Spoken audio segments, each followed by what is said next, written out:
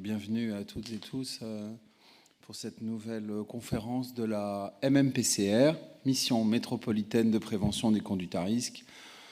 Petit rappel, le métropolitain, c'est parce qu'on travaille avec Paris. C'est une mission qui est à deux, donc un collectif de Seine-Saint-Denis et une équipe de Paris, d'ailleurs, qui est ici présente et que je remercie. Des remerciements, bien sûr, à nos deux invités. Hélène les présentera juste après. Merci à l'équipe de la mission, à la communication et à l'agence Sinople, Hélène et Jean-Pascal aussi, parce que c'est toute une équipe qui permet d'être là et de réaliser cette rencontre qui sera filmée, donc vous pourrez retrouver sur notre site mmpcr.fr. Voilà. Vous dire que, évidemment, les questions de jeunesse, ça traverse complètement la mission. Les professionnels qu'on accueille au centre ressources sont essentiellement tournés vers le public jeunesse, pas uniquement, mais beaucoup. Donc, on mène pas mal de travaux sur ce sujet. On a aussi un lieu qui est destiné aux jeunes, un lieu de prévention qui s'appelle le Tête-à-Tête, peut-être beaucoup connaissent, un espace de prévention qui est au centre commercial de Rosny 2. Voilà, j'en dis pas plus, je sais qu'Hélène va compléter. On a aussi des collègues, parce qu'on n'est pas les seuls à travailler sur cette question de la jeunesse. D'ailleurs, il y a une nouvelle direction jeunesse au département. Sophie Hélène en est la nouvelle directrice, elle va nous rejoindre, je l'ai vu ce matin. Et on a aussi des collègues de l'insertion qui sont présents et peut-être d'autres directions, parce qu'en fait, c'est une politique publique qui traverse plusieurs directions, évidemment l'aide sociale à l'enfance aussi, et la direction des collèges. Et il va y avoir maintenant une direction jeunesse qui va poser une stratégie globale pour le département de la Seine-Saint-Denis. Voilà, je laisse Hélène Tanet, chef de projet à la mission, poursuivre et vous présenter nos deux intervenants et la thématique. Merci. Oui, donc nous accueillons Isabelle Coutan, qui est sociologue et directrice de recherche au CNRS, qui a travaillé, elle vous en reparlera elle-même, mais sur les questions de jeunesse, sur les questions de délinquance et de migration aussi, si je ne me trompe pas. Et Yvon Atonga, qui lui a de multiples, nombreuses activités. Vous travaillez à la SNCF Coordination, vous êtes aussi un militant associatif, un entrepreneur, et vous avez fait du rap aussi, ou vous en faites encore peut-être ? J'en ai fait. D'accord. Donc ce qui a motivé, provoqué peut-être l'invitation, c'est la parution de leur ouvrage Petit Frère, qui est une enquête assez particulière dans la méthode et puis dans la manière de restituer l'enquête. Et c'est ça qu'ils vont nous présenter aujourd'hui, donc sur les parcours de vie de jeunes habitants des quartiers populaires, pas en Seine-Saint-Denis, ni à Paris, mais à Villiers-le-Bel. Et peut-être vous dire deux mots sur pourquoi nous, on s'est intéressé à votre travail. Donc nous, conduite à risque, c'est quelque chose d'assez varié. Ça va des questions de prise de risque en matière de comportement sexuel, à des consommations de produits, à des trafics de substances illicites, à des violences. On essaye de privilégier, nous, une approche globale de la compréhension de ces conduites à risque. C'est pour ça que les approches biographiques sur du temps long nous paraissent intéressantes. C'est des conduites qui nous paraissent avoir du sens. Alors c'est vrai qu'elles sont problématiques quand elles concernent des publics vulnérables, mais il nous paraît essentiel d'en comprendre le sens en fait. Pourquoi est-ce que des jeunes s'engagent dans les conduites à risque ? Et c'est là que des approches comme les vôtres nous paraissent particulièrement intéressantes. Et puis, même si ce n'est pas le seul sujet, mais au cœur de l'enquête, il y a la question des embrouilles. En politique publique, on parle souvent des RICS, et les RICS sont un de nos sujets.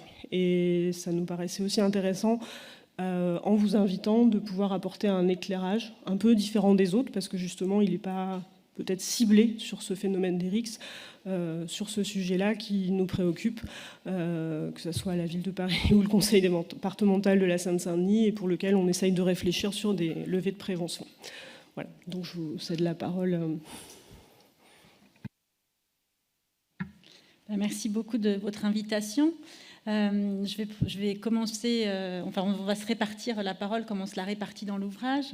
Je vais commencer comme je commence aussi dans l'ouvrage, parce que le point de départ, donc je suis sociologue au CNRS, mais le point de départ de cette histoire, ça remonte au début des années 2000, alors que j'étais en début de thèse de sociologie, j'étais étudiante, et mon sujet de thèse portait sur la question des sorties de délinquance. Je m'étais intéressée à la relation entre des jeunes, des familles et puis des professionnels de l'intervention socio-éducative, des magistrats, en essayant de m'intéresser justement à ce qui fait qu'on sort des logiques de rue. Et pour comprendre comment on sort, il faut savoir pourquoi on y est. Un peu pour prolonger ce qui vient d'être dit, comprendre en fait ce qui se joue dans ces parcours déviants. Donc j'avais mené deux enquêtes en parallèle, des observations d'audience dans des maisons de justice et du droit qui traitaient des petits délits de primo-délinquants. Donc j'avais à la fois observé les interactions entre c'était des représentants du procureur, les jeunes, les familles, les plaignants qui étaient parfois présents. Et d'ailleurs, cette maison de justice et du droit, alors à l'époque, je n'avais pas encore rencontré la famille Atonga, mais donc elle se situait dans le quartier dans lequel vous avez grandi. Donc j'avais observé puis fait des entretiens avec les différents acteurs de ces scènes judiciaires. En m'intéressant justement à qu'est-ce qui fait que des mots portent, essayer de comprendre cette question, ce qu'on appelle en philosophie, en sciences sociales, la performativité du langage, le pouvoir des mots. Donc en essayant de discuter avec ces adolescents sur ce qui avait fait sens pour eux ou pas dans les interventions. Puis ce qui était un peu frustrant, c'est que c'était des interventions très courtes, et pour vraiment travailler cette question des pouvoirs des mots, j'ai décidé de m'intéresser à un dispositif d'insertion de la protection judiciaire et de la jeunesse qui, lui, prenait en charge des jeunes pendant 6 mois. Et c'était un dispositif d'insertion autour de la préparation au métier de l'animation. Donc, mais ce n'était pas juste le BAFA, le brevet d'aptitude aux fonctions d'animateur. C'est de manière classique, ça se passe en 3 sessions, dans 2 sessions théoriques et une session pratique. Là, c'était vraiment une prise en charge pendant 6 mois, en continu, avec des professionnels de l'éducation populaire, des formateurs habituels, mais en même temps avec un encadrement par un éducateur de la protection judiciaire de la jeunesse. Et cet éducateur signait une forme de contrat avec ces jeunes, donc certains qui avaient un parcours délinquant, qui étaient suivis par la PJJ, d'autres qui arrivaient par la mission locale, donc, mais qui avaient aussi parfois un parcours délinquant. On sait bien que finalement les jeunes, la question de la labellisation, c'est complexe. Et puis ces jeunes qui sont dits dangereux à un moment donné de leur parcours sont bien souvent aussi des jeunes eux-mêmes en danger. Ça, je pense que les professionnels le repèrent dans les parcours. Donc voilà, et moi j'ai observé là aussi ce qui se passait. Et puis j'ai suivi une partie de ces jeunes sur les 2 années qui ont suivi cette préparation au BAFA. Et là aussi, ce qui m'a beaucoup intéressée, c'était leur relation avec les professionnels qui s'occupaient d'eux. Qu'est-ce qui fait qu'à un moment donné, ils adhèrent, voilà. Et donc, ils insistaient sur le fait... il y avait aussi, il ne m'a pas lâché, voilà. Il ne m'a pas lâché, il a tenu. Et ça, c'était des choses importantes. Et puis aussi, ce qu'on leur proposait, c'était valorisant pour eux, parce que le métier d'animateur, c'était un métier qui avait du sens, qui était qui est perçu un peu comme un métier intellectuel. On ne salissait pas les mains. Il y avait des choses comme ça qui étaient mises en avant. C'était valorisant aussi dans le regard que les enfants et les familles portaient sur eux. C'est-à-dire qu'on ne les regardait plus comme des jeunes à problème, mais comme des repères éducatifs, en fait. Et donc, c'était intéressant aussi de voir comment le fait de se retrouver eux-mêmes en position d'éducateur faisait qu'ils étaient obligés de tenir un discours moral, un discours éventuellement, ils devaient gérer des conflits entre enfants, de la violence entre enfants, et alors même qu'eux pouvaient être pris dans des logiques de rue, dans des logiques d'honneur, qu'on connaît bien à travers ce qu'ils jouent dans les RICS. Quand ils devaient gérer des conflits entre enfants, il fallait qu'ils expliquent pourquoi il ne fallait pas passer par la violence, par exemple. Donc voilà, j'avais un peu travaillé toutes ces questions-là pendant la thèse. Et au cours de cette thèse, j'ai rencontré Wilfried, qui est le petit frère d'Yvon, qui était un de ces jeunes qui était passé par ce dispositif. Donc c'était un des personnages de cette thèse. Et d'ailleurs, c'est sur ce personnage, qui est un personnage assez charismatique, tu en parleras mieux que moi, que s'était ouvert le livre que j'avais publié après la thèse, qui s'appelait Délit de jeunesse, qui était sorti en 2005. Une de mes frustrations à l'issue de ce travail, c'était que ce sur quoi j'avais travaillé finalement n'était pas accessible aux principaux concernés. C'est-à-dire que je me disais que ce n'est pas ces jeunes qui allaient aller lire mon travail. J'ai rencontré des professionnels, des politiques, des universitaires aussi, parce qu'il y avait une dimension aussi sociologique. Mais voilà, j'avais pas d'échange autour de mon travail avec ces jeunes-là. Alors quand même si, à l'époque, j'avais un ami qui, lui, commençait tout juste à faire du documentaire radio. Alors ça, c'est important, vous allez le voir pourquoi après. Mais à l'époque, on était tous les deux apprentis. Moi, apprenti sociologue et lui, apprenti réalisateur radio. Et comme il avait lui-même grandi en banlieue parisienne à Garges-les-Gonesse, qu'il était peu retourné, il a eu cette curiosité. Alors, on se connaissait à la sortie de l'école, parce que nos enfants étaient ensemble à la maternelle, donc rien à voir avec nos métiers respectifs au départ, mais donc il s'est saisi de ma thèse pour retourner voir les jeunes que j'avais interviewés dans la thèse et leur lire des passages de la thèse et les interviewer sur ce qu'ils en avaient compris, ce qu'ils en comprenaient. Et finalement, c'était les jeunes qui parlaient de la sociologue et qu'est-ce que ça faisait, cette relation-là pour eux. Donc c'est quand même, et ça c'était c'était à peu près dans la même époque quoi. C'était je pense que ça s'appelle aussi Délit de jeunesse, c'est toujours en ligne sur Arte Radio et ça a dû sortir effectivement à peu près la même année, les mêmes années. Donc cet ami Mehdi Aoudig, voilà, on a eu cette première expérience ensemble, mais dans laquelle effectivement il s'est approprié mon travail, c'est pas une collaboration. En 2015, mais j'avais cette frustration, moi, voilà, de pas suffisamment être, enfin le travail que je faisais n'était pas suffisamment un outil pour retourner vers mes enquêtés, comme on dit en sociologie. Donc j'ai commencé un peu à penser à l'action du format documentaire audiovisuel, documentaire radio, je savais pas trop. Et j'ai eu un projet de documentaire audiovisuel qui n'a pas abouti avec une des jeunes filles avec laquelle j'avais travaillé pendant la thèse, mais finalement c'est le format radio, et avec Mehdi, en fait l'idée c'était de retourner à Villiers-le-Bel ensemble, et en fait j'ai retrouvé Wilfried par l'intermédiaire des réseaux sociaux en fait, et puisqu'il s'occupait d'une salle de boxe à Villiers-le-Bel. Et donc on est retourné à Villiers-le-Bel avec cette idée, enfin on a proposé à Wilfried de faire un travail de portrait documentaire autour de lui et autour de son parcours, voilà, qui serait comme une autre forme pour traiter des mêmes questions que ce que j'avais traité en sociologie, mais qui pouvait être diffusé voilà, auprès d'autres publics. Et ce désir aussi de retourner dans les quartiers, c'était lié, en tout cas pour moi, aux attentats de 2015, avec une idée de... Je savais que pour le coup, on parlait beaucoup de ces jeunes des quartiers qui se convertissaient à l'islam. Donc il y avait une espèce d'amalgame qui était fait entre quartier, délinquance, conversion à l'islam, djihadisme, qui m'interpellait. J'avais le souvenir que Wilfried faisait partie de ces jeunes qui s'étaient convertis à l'islam, mais qui en parlait comme quelque chose qu'il avait cadré, en fait, qu'il avait apaisé, en fait, et qui, justement, dans un moment de normalisation, de tentative de prise de distance avec la rue, était quelque chose qui avait été plus une ressource et aidant. Enfin, voilà. Et donc, ça m'intéressait aussi d'aborder ces sujets avec lui. Et donc, nous sommes retournés à Villiers-le-Bel et on a commencé à faire des enregistrements pour un portrait sonore. Et en mars 2016, Wilfried a été assassiné. Donc, c'est là qu'on va trouver la question des embrouilles et Yvon va pouvoir vous expliquer. Donc moi, à l'époque, je ne connaissais pas toute l'histoire qui avait abouti à cet événement, mais on s'est posé la question d'abandonner ce projet de documentaire, mais on s'est dit que ce serait l'enterrer doublement. Enfin, et donc le projet de continuer, en fait, ça s'est fait en rencontrant la famille, en rencontrant notamment les frères, enfin aussi et une sœur, et d'associer en fait la famille à ce travail documentaire. Et donc c'est devenu à la fois une enquête pour comprendre ce qui avait abouti à cet assassinat, et c'est aussi le début d'un portrait d'une famille. Et donc c'est là qu'on s'est rencontrés avec Yvon, à un moment où tu lançais une association de quartier, donc ça aussi tu en parleras mieux que moi. Et puis, donc ça c'est le point de départ de notre rencontre à nous, donc pas autour du deuil, autour de la mort de Wilfried. Et tu es intervenu, tu as fait un petit peu de rap dans le documentaire radio pour ton frère. Et moi, en parallèle, c'est vrai que la question des fratries m'intéressait d'un point de vue sociologique, parce que dans mes travaux, ce qui m'intéressait en travaillant sur les parcours déviants, alors à la fois sur les parcours délinquants, mais aussi après, j'ai travaillé en pédopsychiatrie sur la question des troubles du comportement. Et c'est rare c'est souvent un seul enfant dans une fratrie qui pose problème. Et d'ailleurs, eux-mêmes, quand ils parlent d'eux, ils disent « de toute façon, moi, j'ai toujours été le vilain petit canard ». C'était une phrase qui revenait souvent. Et les parents, de leur côté, c'est « mais pourquoi celui-là j'ai bien réussi, entre guillemets, avec les autres ».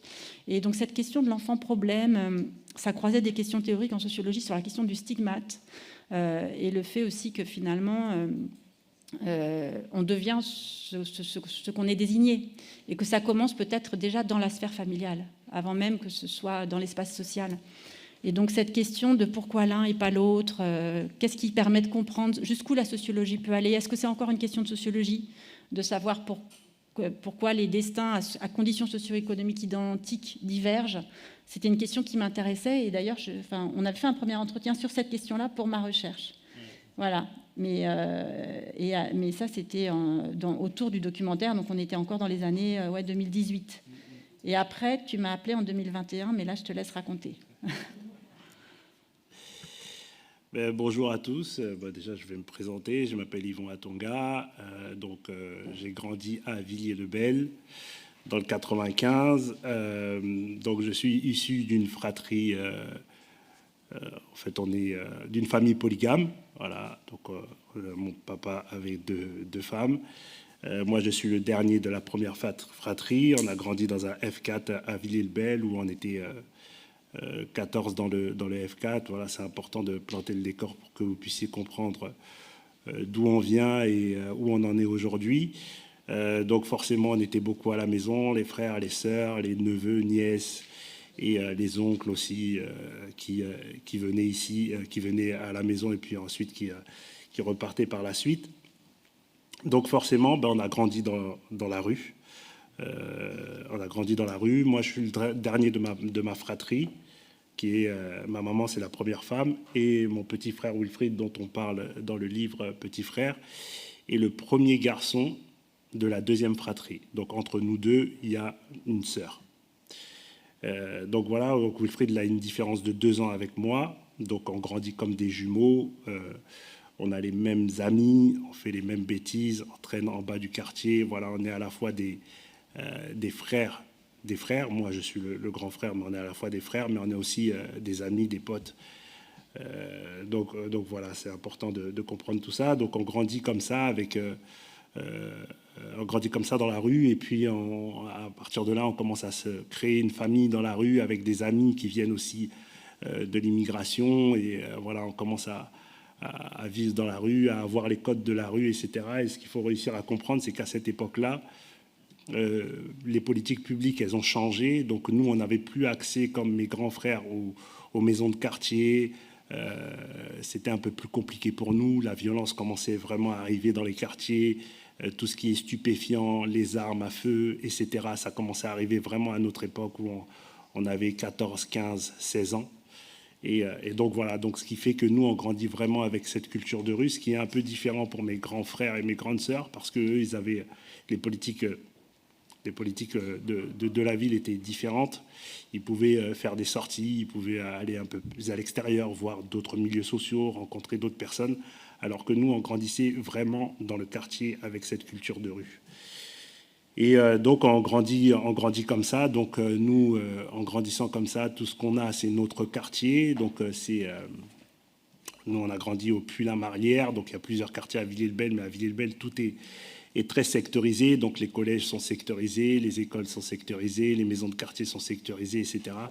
Donc, forcément, le jeune qui nous ressemble, mais qui habite de l'autre côté de la rue, pour nous, c'est potentiellement un ennemi, même s'il nous ressemble. Donc, c'est comme ça que les rixes arrivent, c'est comme ça qu'on commence à avoir il y a des embrouilles entre nous, même si on se pose pas la question à savoir pourquoi ces personnes qui nous ressemblent sont nos ennemis, mais étant donné qu'ils ne vivent pas dans les mêmes endroits que nous, eh bien, ce sont potentiellement des ennemis. Donc il commence à avoir des problèmes, des embrouilles comme ça. C'est comme ça que l'on grandit, c'est comme ça qu'on se forge un caractère. Donc nous, on n'a que notre quartier, donc il faut qu'on défende notre quartier. Et puis voilà, donc on évolue. Moi, à l'âge donc on fait pas mal de bêtises de jeunes de quartier. Donc je fais des gardes à vue, etc. avec mon petit frère et avec les amis. Et puis on arrive on arrive à l'année de mes 15 ans. Il faut préciser que j'ai un neveu, mais qui est plus vieux que moi. Donc j'ai ma plus grande sœur qui a son fils, qui s'appelle Adam, et qui lui, à l'époque, est le plus gros dossier du Val d'Oise. C'est-à-dire, au niveau de la délinquance, c'est le plus gros dossier du Val d'Oise. Donc, Voilà, on voit les policiers arriver à la maison. Moi, j'ai été braqué par les policiers pendant des perquises, etc. Donc, on vit un peu dans cet environnement où mon père essaye, tant bien que mal, de redresser le chemin de mon neveu, qui, lui, est plus vieux que moi. Mais ça fonctionne pas. Donc, ce neveu-là, il fait, pendant 9 ans, pour comprendre, pendant 9 ans, il ne fête pas Noël avec nous. C'est-à-dire qu'il rentre en prison, il ressort, il repart, il ressort, il fait des braquages, etc., etc. Donc, on vit un peu dans cet environnement-là. Et moi, à mes 15 ans, comme on commence à faire un peu des bêtises, ma maman décide de m'envoyer au Congo-Brazzaville, qui est le pays d'origine, en m'expliquant que tu vas aller là-bas, tu vas être en vacances pendant 4 semaines, et peut-être qu'il y aura un déclic et tu comprendras en tout cas dans quelles conditions tes cousins qui sont restés au pays vivent. Et l'idée, c'était d'essayer de créer un électrochoc, et je comprenne que j'avais en France des meilleures conditions, même si on vivait dans le quartier, même si c'était difficile, même si on vivait dans des lits superposés, etc., tout ça, mais que j'avais peut-être la possibilité de faire quelque chose de ma vie. Donc je pars l'été de mes 15 ans au Congo-Brazzaville pendant 4 semaines, et là je me rends compte, oui, que c'est vraiment, vraiment compliqué. D'autant plus que là on se retrouve à la capitale, mais comme mon père, vous le découvrirez à travers le livre si vous lisez le livre, mon père vient d'un village, ensuite il est arrivé à Brazzaville, et ensuite il nous a ramenés tous en France. Donc je me rends compte que là déjà dans la capitale c'est compliqué, mais normalement j'aurais dû être au village. Et donc avec des conditions encore plus complexes. Et en fait, ce voyage me permet d'avoir un électrochoc, et je me rends compte que voilà, il faut que j'essaye de me donner les moyens et essayer de comprendre comment moi je pouvais m'en sortir à travers l'école. Parce que à l'école, j'avais quand même quelques facilités. Les professeurs me disaient tout le temps que j'avais des facilités, qu'il fallait que je me donne les moyens, mais je ne comprenais pas trop, je ne m'y intéressais pas trop, je n'avais pas non plus la méthode. Et là, en voyant ces conditions, en fait, je me suis dit qu'il fallait que je me donne les moyens, que je me batte, que je prenne un peu plus de recul par rapport au quartier, et que de toute façon, les murs du quartier, ils étaient là avant nous et qu'ils seront là après nous. Donc, qu'est-ce que moi, je décide de faire de ma vie? Donc, en rentrant de ce voyage-là, je décide de me concentrer un peu plus sur l'école, de faire mes devoirs. Mais comme on est beaucoup à la maison, soit je vais en bibliothèque, soit je fais mes devoirs dans les escaliers, dans le hall, pour avoir un peu de calme, etc. Donc petit à petit, mes notes commencent ça commence à s'améliorer. Mon frère, c'est un peu plus compliqué pour lui, parce que lui, il reste dans cet esprit du quartier, même si moi, je prends un peu de recul, j'essaie un peu de discuter avec lui, mais voilà, c'est un peu compliqué à cette époque-là de discuter même avec les amis, de leur expliquer qu'il y a une autre manière de voir les choses, qu'il faut prendre un peu plus de recul par rapport au quartier, parce qu'on a un état d'esprit, une manière de fonctionner, une manière de réfléchir, et si on réfléchit différemment, on ne fait plus partie du groupe. Donc c'est un peu complexe. Donc moi, je garde quand même cette manière de réfléchir et ce recul-là à l'intérieur de ma tête, et puis j'essaye de travailler plus à l'école, de faire mes devoirs, d'être plus assidu, de moins procrastiner, etc. Donc j'ai des résultats intéressants, ce qui me permet par la suite de partir en lycée général. Donc je pars en lycée général, donc tous mes amis, eux, ils partent en professionnel. Mon petit frère part en professionnel, et moi, quand j'arrive dans ce lycée à Sarcelles, lycée général, ça me permet de rencontrer d'autres environnements, de rencontrer d'autres classes sociales. Il y a des personnes que je rencontre notamment, j'explique dans le livre, un ami qui à midi nous propose de venir manger chez lui. Et lorsqu'on vient manger chez lui, je vois qu'il a une grosse maison, une belle maison, qu'il a un frigo américain. Je m'en souviens que quand il prend des glaçons, il a juste à appuyer sur le frigo. Et moi, ça m'impressionne. Donc, je lui pose la question. Je lui dis, mais ils font quoi comme métier, tes parents? Et là, il m'explique, ils sont entrepreneurs, ils sont juristes, avocats, etc. J'ai plusieurs amis comme ça qui sont dans la même classe que moi en seconde. Et à partir de là, ça commence à tourner dans ma tête. Je me dis, si moi, je suis entrepreneur demain, peut-être que moi aussi je pourrais avoir ça, peut-être que je pourrais offrir une maison à mes enfants, peut-être qu'ils pourront avoir leur propre chambre, etc., un jardin, etc. Donc ces inspirations d'évolution sociale commencent à germer en fait dans ma tête à travers ces milieux sociaux que je rencontre, Et donc voilà, ça se fait comme ça. Mais mon frère Wilfried, il reste dans le quartier, il quitte l'école assez tôt. En grandissant, il travaille dans le quartier, il a ses amis dans le quartier. Voilà, toute sa vie, elle se concentre là. Et puis comme il y a pas mal d'embrouilles aussi avec... plus maintenant avec uniquement les quartiers de Villiers-le-Bel, parce que nos ennemis, au fur et à mesure, sont devenus des amis, où on s'est liés pour pouvoir être un peu plus fort contre d'autres villes, donc notamment Sarcelles, Saint-Denis, voilà, toute la ligne D. Donc forcément, il y a pas mal d'embrouilles entre Villiers-le-Bel et d'autres quartiers et d'autres villes. Et donc forcément, mon frère, il ne sort pas trop du quartier, parce que c'est compliqué. S'il sort du quartier, il risque de rencontrer des ennemis, et voilà, ça risque de créer des embrouilles. Donc c'est comme ça qu'on grandit. Ensuite, moi, je finis par rentrer à la SNCF. Voilà, je rentre à la SNCF. Mon frère, lui, il reste au quartier. Il devient en fait agent de sécurité dans un commerce dans notre quartier. Et entre-temps, nous, on vit les émeutes de 2007, d'abord de 2005, donc à Clichy, qui ont une répercussion sur Villiers-le-Bel. Et ensuite 2007, où on perd deux petits frères du quartier, Laramie et Mouchine, qui sont renversés par une voiture de police. Et donc après, s'ensuit les émeutes que tout le monde connaît pendant 3 jours à Villiers-le-Bel. Donc on vit, c'est un peu cette période-là où moi je décide de créer une association et voir comment nous, en grandissant dans les quartiers, en ayant l'expérience qu'on a maintenant que moi je travaille à la SNCF, qu'est-ce qu'on a la possibilité de mettre en place pour les jeunes, les petits frères, les petites sœurs, les jeunes du quartier, pour que ça ne se reproduise plus. Donc à partir de là, je lance mon association qui s'appelle Ghetto Star No Limit, qui met en place des choses intéressantes sur la ville de Villiers-le-Bel. Et donc voilà, en 2010, mon frère a des altercations avec une personne qui vient d'Argenteuil, qui vient à Villiers-le-Bel. Et quand cette personne-là arrive à Villiers-le-Bel, en fait, comme il arrive dans un environnement où lui connaît personne, il faut qu'il s'impose. Donc il arrive à mettre la pression à pas mal de personnes de Villiers-le-Bel. Mais la personne qu'il y a en face de lui, on va dire, c'est mon frère qui est grand, costaud, c'est lui le leader du quartier, etc. Et donc voilà, il commence à avoir des frictions entre deux, et donc on s'en vient pas mal de problèmes entre eux, et mon frère se fait tirer dessus une première fois en 2010, une deuxième fois en 2013, donc c'est expliqué plus en détail dans le livre, en 2013. Donc moi je m'inquiète beaucoup, donc j'essaye de régler les soucis qu'ils peuvent avoir, mais finalement, en 2016, suite à toutes ces représailles, mon frère décédera, sera assassiné à la gare de Goussainville.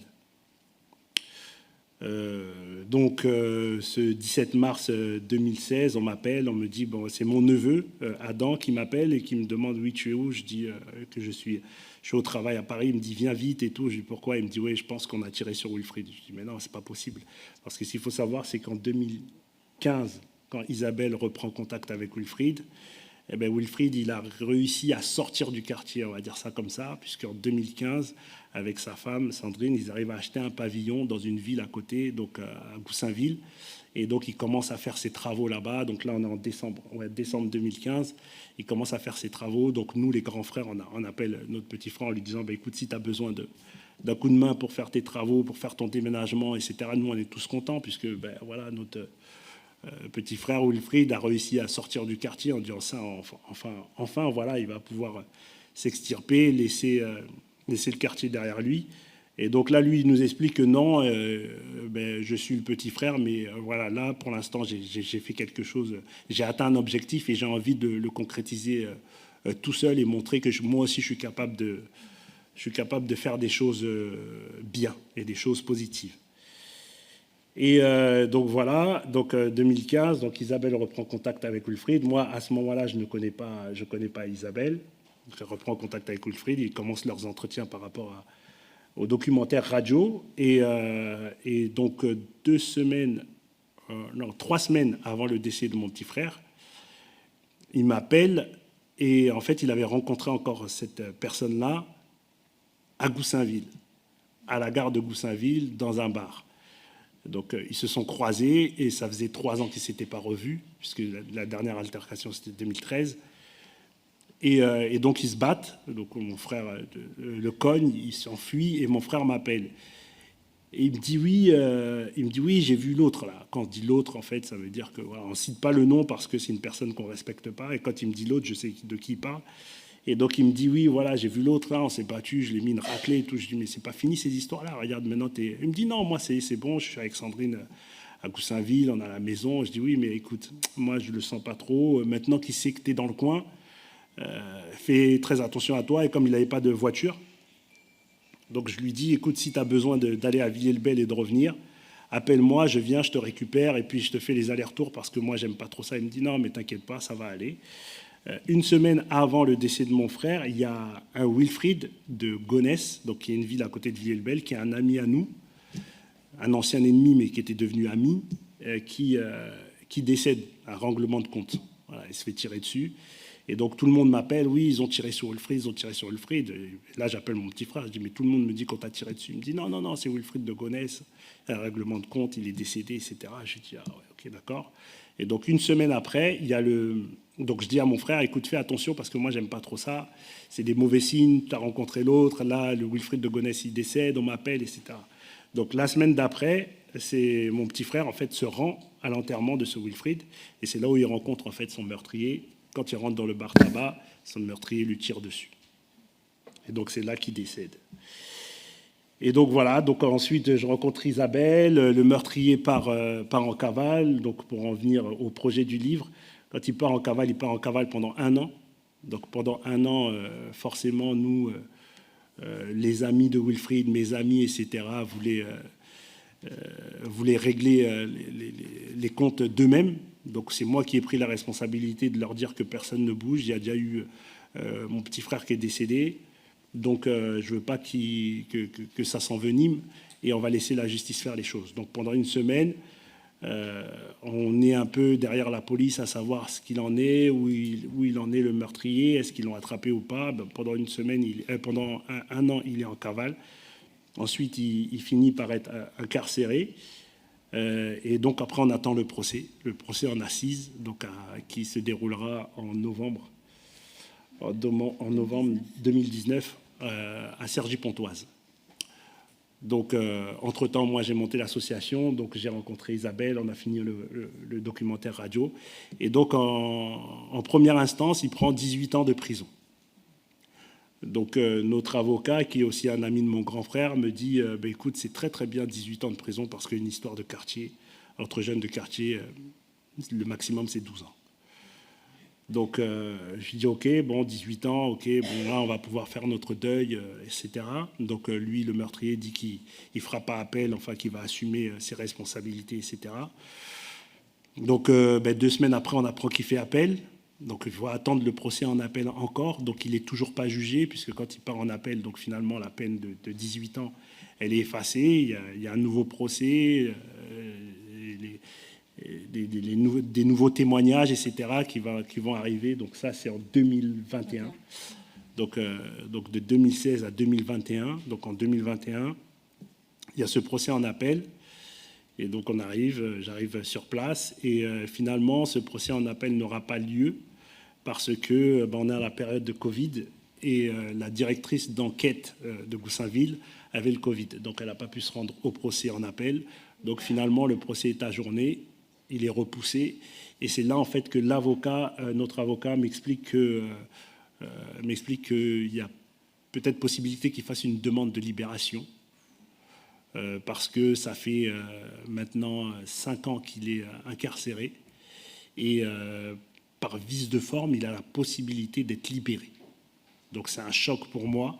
Et c'est là où je me dis, non, il faut vraiment que je fasse quelque chose, que ce n'est pas possible parce que justice n'aura pas été faite. J'ai l'impression qu'il y avait une justice à double vitesse parce qu'on est des jeunes de quartier ou des gens de quartier, donc nos vies nous comptent moins que les autres.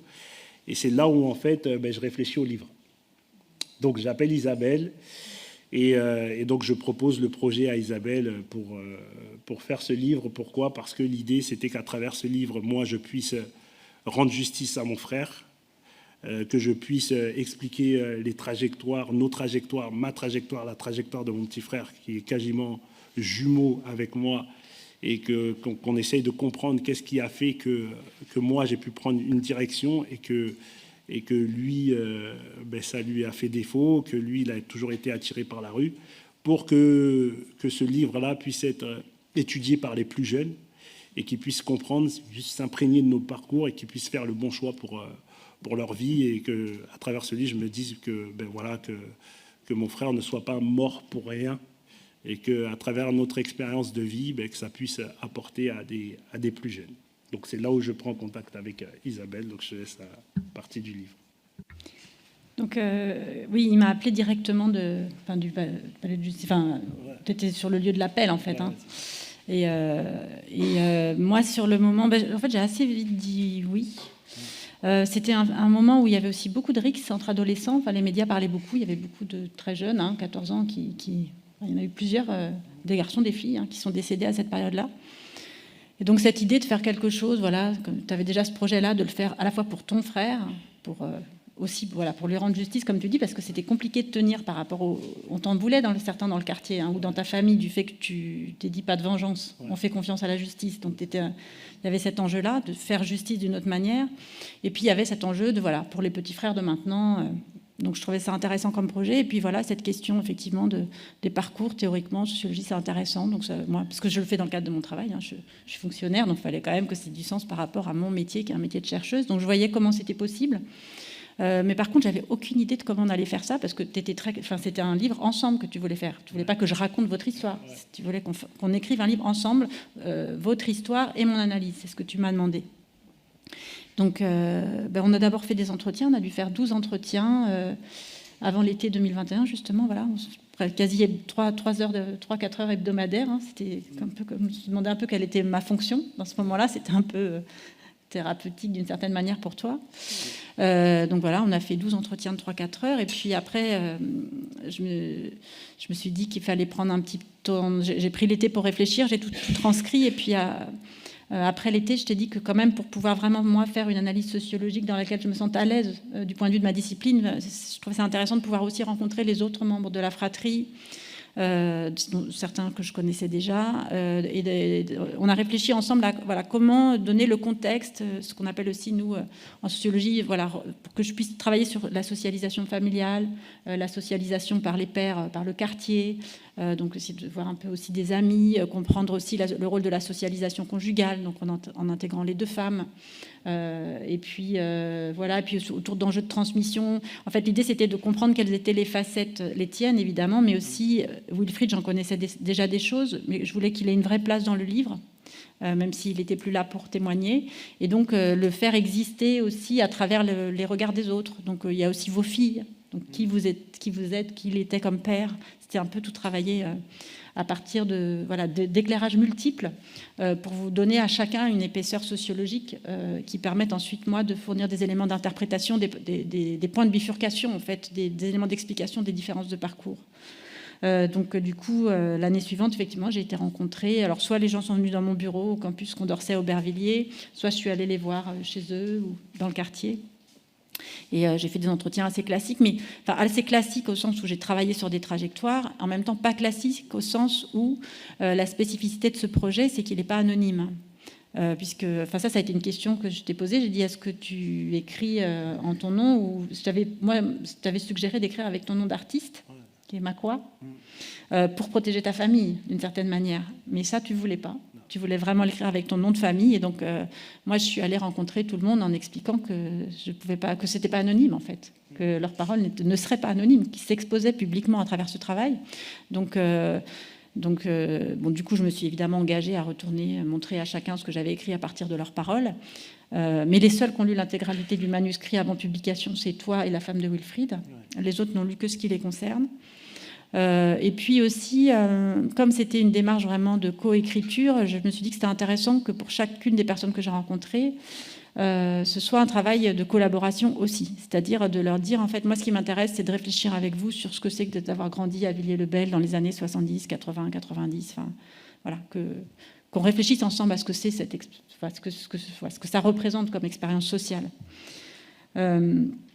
Et après, il y a eu... donc voilà, j'avais tout ce travail-là. Et après, une fois que ça a été fini, j'ai aussi fait un travail avec un collègue de l'INED, Patrick Simon, et puis une étudiante qui m'a aidé, enfin, et un statisticien, pour faire un travail aussi de repérage des parcours des jeunes issus de l'immigration congolaise dans une base statistique qui est la base Trajectoire et Origine, qui est une grande enquête de l'INSEE et de l'INED, qui permet effectivement d'avoir des éléments sur les parcours scolaires et professionnels des jeunes selon les origines, en fait. Et il y a des données assez précises selon les origines nationales, et puis en comparaison avec ce qu'ils appellent la population majoritaire.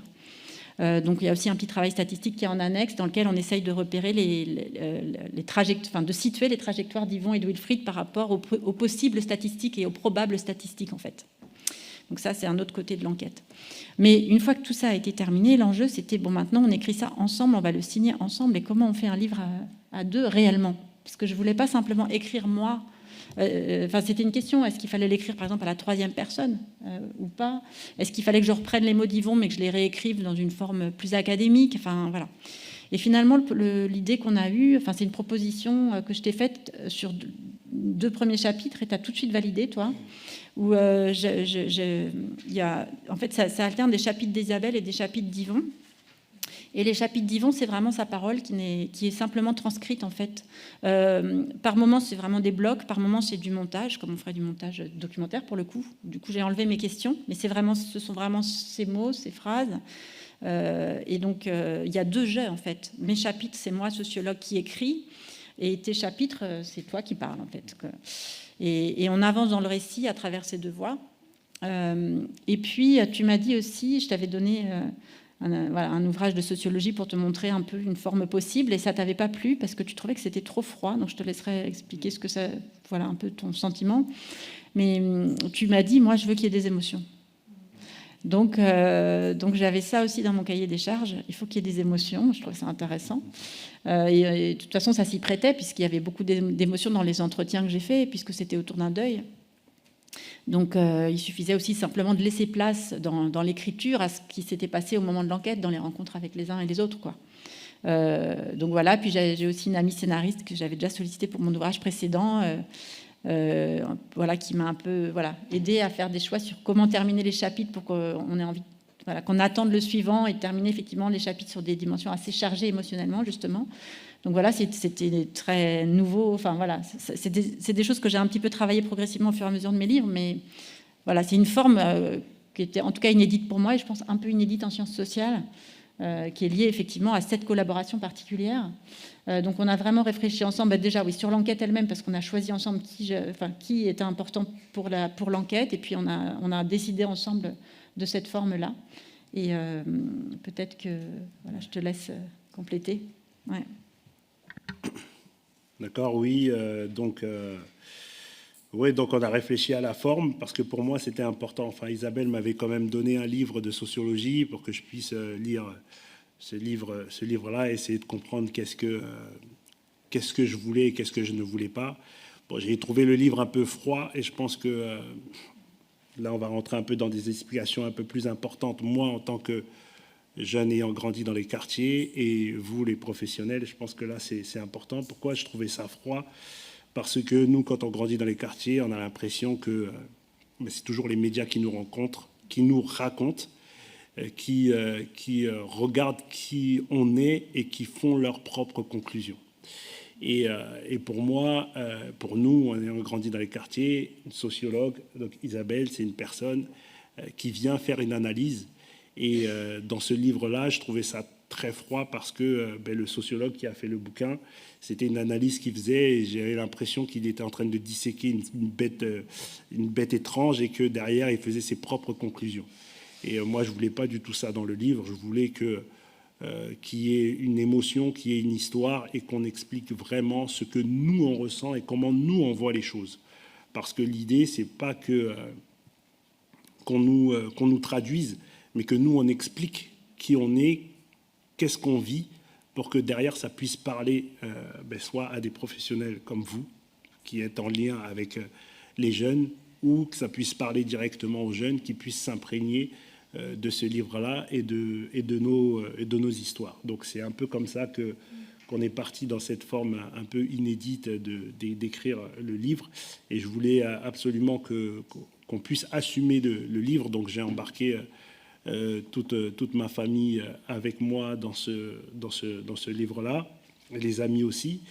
Et ce qui était important, c'est que ce livre-là soit fait avec Isabelle, parce que Isabelle, il y avait déjà un lien avec mon petit frère. Si c'était une autre personne, ça n'aurait pas pu se faire. C'était Isabelle et personne d'autre, parce qu'il y avait déjà une histoire, parce qu'elle est venue au procès, parce que voilà, il y avait cette histoire de documentaire radio. Elle est revenue voir mon frère. Voilà, c'est pas juste une professionnelle qui est venue faire son travail et qu'ensuite est rentrée chez elle. Il y avait un lien. Elle était intéressée par l'histoire, et donc ce lien émotionnel a fait toute la différence. C'est ce qui m'a mis moi en confiance, c'est ce qui m'a permis derrière d'échanger avec Isabelle, de voir qu'elle est au-delà de sa casquette de professionnel, quelle était la personne qu'il y avait derrière. Le personnage qu'il y avait derrière était très, très important. Et le fait que Isabelle soit une personne qui s'intéresse à ces sujets-là, mais qui s'intéresse aussi à l'humain, ça a permis de faire toute la différence. Et ce qui a fait que derrière, moi, j'ai engagé toute ma famille dans ce projet, en confiance, parce qu'il y avait ce lien-là. Et ce lien-là, il est très important. Je n'aurais pas pu le faire, par exemple, avec une journaliste que j'aurais rencontrée suite au décès de mon frère, ou voilà, une autre personne comme ça, la faire rentrer dans ma famille et derrière assumer ce livre, ça aurait été compliqué. Et je pense que c'est ce qui a fait que le livre aujourd'hui, il est apprécié. Enfin voilà, toutes les personnes tous les retours qu'on a, ils sont très positifs, même du point de vue des journalistes, que ce soit de droite ou de gauche, parce qu'il y a beaucoup plus de profondeur et il y a un lien beaucoup plus important à travers ce livre. Pour compléter sur la confiance que tu m'as accordée, tu me l'as aussi accordée en tant que sociologue, pour le coup, c'est-à-dire que tu m'as laissé faire mon travail. Ouais. Et tu as accepté notamment que je complexifie le récit familial. Ouais. Parce que la manière dont tu racontes l'histoire familiale, le premier entretien que tu as fait, tu avais déjà tout ton récit de l'histoire de ton père depuis le village, qui est une forme de mythe familial, on en a tous. Et en fait, moi, en rentrant dans la famille, ça complique l'histoire, et il y a des tensions qui apparaissent, il y a des conflits, et c'est pas aussi idyllique que ce que tu as envie de transmettre. Mais en fait, tu as accepté, tu m'as laissé écrire ça. Et je pense que tu y as été autorisé parce que ce sont tes aînés, notamment ton frère aîné, qui a un petit peu modifié le récit, et du coup, il y a aussi cette autorité-là dans la fratrie. Oui, bien sûr. Après, nous, on est ici d'une famille congolaise purement africaine, donc les grands frères, c'est le grand frère, c'est lui qui décide. Mon grand frère, le plus grand, c'est lui, l'héritier direct de mon père. Donc c'est lui qui prend les décisions. Voilà, lorsqu'il y a une décision à prendre, c'est lui qui la prend, comme si c'était mon père. Donc il fallait aussi avoir sa validation pour pouvoir derrière concrétiser ce livre. Et après, en même temps, sur cette lecture de la place et du rôle dans la fratrie, du coup, la deuxième fratrie, notamment votre petite sœur de la deuxième fratrie, elle n'est pas d'accord avec ça. Avec cette idée que l'héritier, celui qui doit décider pour la famille, c'est le frère aîné. Donc elle se rebelle par rapport à ce que vous représentez, vous, les frères aînés. Et ça s'est activé notamment autour du décès de Wilfried. Ça, c'est une chose que je comprends dans l'enquête. Et vous avez aussi laissé cette parole-là, avec toute la place dans le livre. Et c'est pour ça que moi, c'est vrai que c'était très émouvant aussi de faire cette enquête, parce que j'avais l'impression effectivement d'une famille qui me faisait une telle confiance que je me suis demandé effectivement aussi si c'était pas une forme de thérapie familiale, au sens où je pouvais circuler et que toutes les paroles étaient autorisées, en tout cas dans le livre. Mais bon. On peut laisser les questions. Merci beaucoup. Avant de laisser peut-être la parole à la salle et aux questions, moi j'ai noté quelques petites choses importantes. Alors j'ai complètement omis de refaire une mise en contexte dans mon introduction, et c'est vrai qu'on parlait de l'actualité des embrouilles. Elle, malheureusement, ça continue à marquer les territoires sur lesquels on travaille, en Seine-Saint-Denis cette année et dans les derniers mois. Et aussi, voilà, je pense aussi que c'est une conférence qui était importante dans un contexte où il y a énormément de débats sur les questions de violence des jeunes et sur la manière de répondre à ces violences. Et dans les choses qui changent, parce qu'il y en a, je voulais juste signaler qu'il y avait une audition parlementaire sur la prévention des risques la semaine dernière, le 22 mai. Et ce qui était intéressant, c'est que ça... Alors Marwan Mohamed, que vous citez dans l'ouvrage, qu'on est bien à la MMPCR, puisqu'il est déjà intervenu sur le sujet et qu'il intervient aussi dans les formations qu'on propose, était présent lors de cette audition parlementaire, mais aussi des acteurs et des actrices de terrain et des jeunes.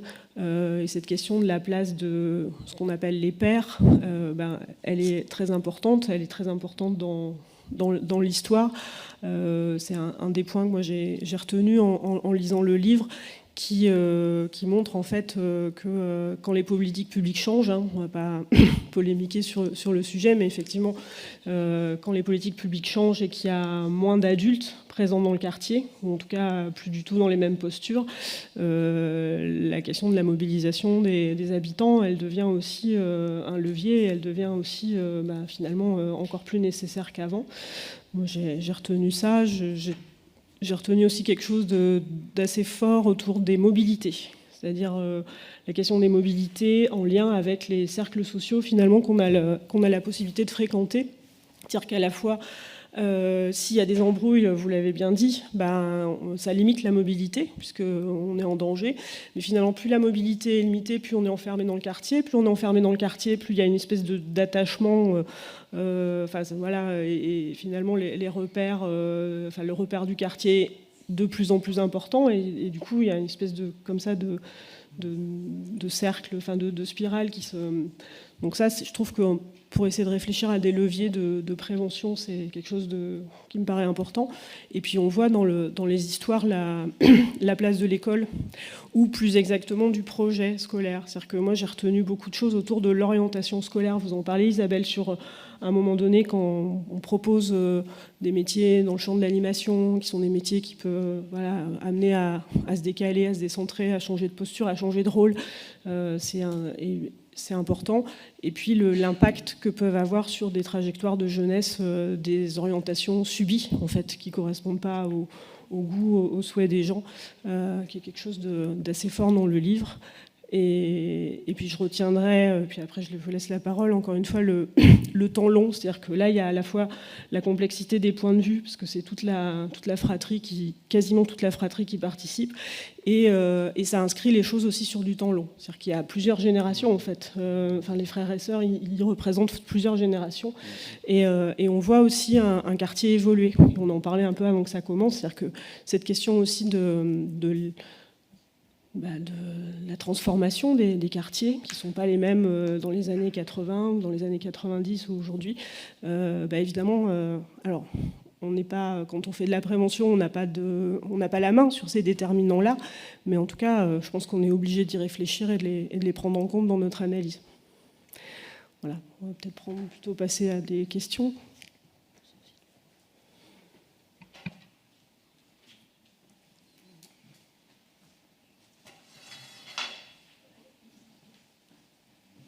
Bonjour, j'ai quelques questions et un petit manque où j'ai pas entendu, je sais pas. En fait, moi, il y a donc la question, j'ai pas lu le livre, hein, mais du coup, la première question que je me pose, c'est quelle définition avez-vous de trajectoire? Faites-vous la passerelle avec la question de parcours? Par ailleurs, la question des déterminants sociaux, oui, c'est une chose, mais il y a aussi des possibilités d'avoir des repères même dans les quartiers populaires. Donc la question c'est qu'est-ce qu'un quartier populaire? Est-ce qu'en ruralité il n'y aurait pas la même chose? Je ne sais pas. Aussi la question de la prévention. Vous parlez de prévention de quoi? Prévention spécialisée qu'on est en train de dégommer, ou des éducateurs qui ne sont plus dans les quartiers, d'un amalgame qui est fait entre animateurs et éducateur? Là, je ne comprends pas trop, parce que pour le coup, on peut être complémentaire sur des approches. Néanmoins, un éducateur spécialisé ou de la prévention spécialisée ont des approches bien spécifiques sur la question et de l'humain et de l'humain dans son milieu, la question de l'humain et des quartiers populaires. la question de l'école et tout un ensemble de la place de chacun et de l'accompagnement, la question au désenclavement, que ce soit psychique ou physique aussi. Donc, ouais, pour le coup, moi, il y a un peu tout ça qui me manque, ces petits ponts, ces petits liens, en fait. Peut-être parce que j'ai pas lu le livre, en fait. Oui, alors peut-être, quand on parle de prévention à la MMPCR, on n'est pas dans une approche de la prévention par dispositif, parce qu'on travaille avec tout un tas de professionnels. Donc nous, on a une approche de la prévention, pour parler de la nôtre, qui consiste à penser les choses en termes de... On aime beaucoup travailler sur les compétences psychosociales, c'est-à-dire que c'est quelque chose, de comment les individus en fait vont pouvoir développer leurs compétences psychosociales, leur capacité à communiquer, à gérer leurs émotions, à faire des choix, l'esprit critique, et comment ils vont pouvoir se renforcer de manière à ce que dans leur parcours de vie, si engagement dans des conduites à risque il y a, ça puisse se passer avec on va dire, une sorte de réduction des risques et des dommages, pour employer un autre terme qu'on aime bien.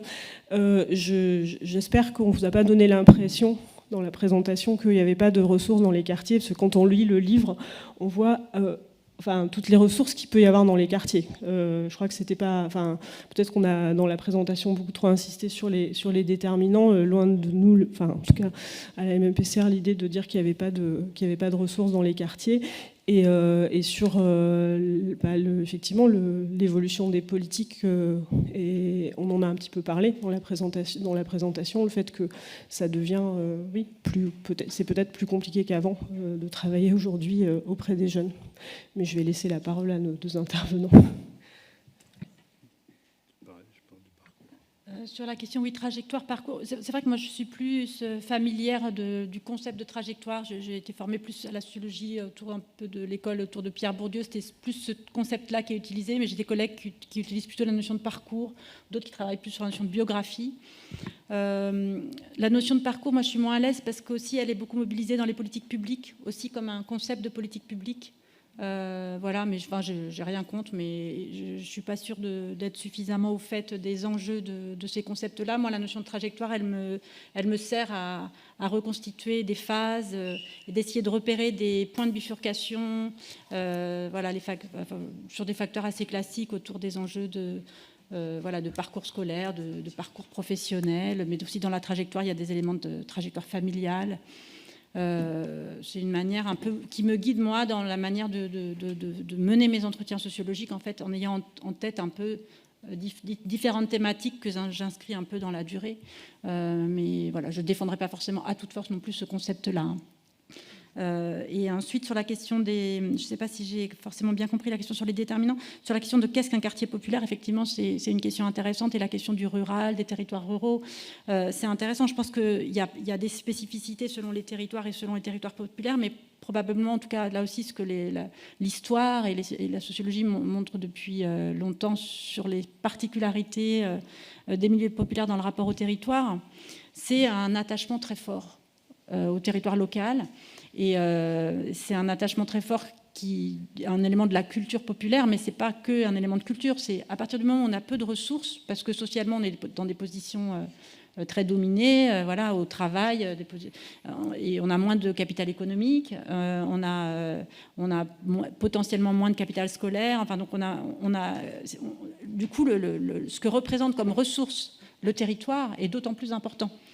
Et tous les travaux en sociologie sur la sociabilité montrent bien que les réseaux de sociabilité sont beaucoup plus denses et resserrés dans les milieux populaires que dans le haut de l'espace social, en fait.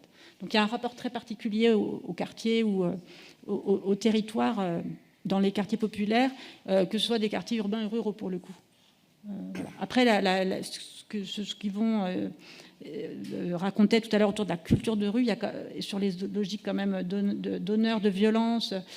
Là, il y a quand même quelque chose sans doute de spécifique aux grands ensembles et qui a peut-être à voir aussi avec la densité de la population et du nombre de jeunes au mètre carré, on va dire, je ne sais pas comment l'exprimer, dans le sens où du coup la densité augmente le seuil de violence nécessaire pour s'imposer.